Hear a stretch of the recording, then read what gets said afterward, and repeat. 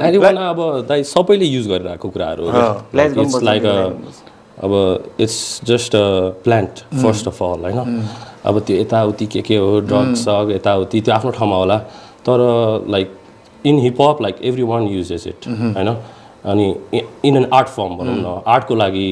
वा साधुहरूले तपस्या गर्नलाई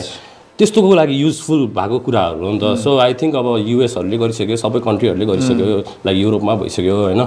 so why are we like back out हैन यस्तो कुराहरू पनि सोच्यो भने चाहिँ लाइक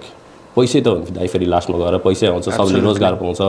बाँझो खेत भइरहेछ दाइ त्यहाँ खेतमा काम गर्न पाउँछ एटलिस्ट बाहिरको युवाहरू पनि त्यही खेतमा गाँजा रोप्न आउँछ होला बरु तर त्यो ट्याबु भनेर किन हेरिदिनु त्यही ऱ्यापलाई पनि पहिला ट्याबु नै भनेर हेरेको थियो नि त गाँजालाई पनि पहिलादेखि ट्याबु नै भनेर तर अहिले पनि like lot of people talk about it हैन सो ट्याबु भन्नेको कुरा नै अब तिमीले आफै बनाउने हो तिमी नै नसोच न त्यो कुरा लाइक गजेडीहरूलाई नै राम्रो वेबाट अर्को वर्ड देऊ न बरु किन गजेडी भनेर त्यो जे पाए त्यही हो यिनीहरू भनेर हेरिरहेछ गाँजा खाने मान्छे त म पनि हुन् त एउटा मै पनि यही ठाउँमा आइसकेँ त गाँजा खाएर केही पनि काम हुँदैन भने मेरो त्यत्रो भिडियो चाहिँ कसले खिच्यो त मेरो अडियो त्यत्रो आफै बनाएँ नि त मैले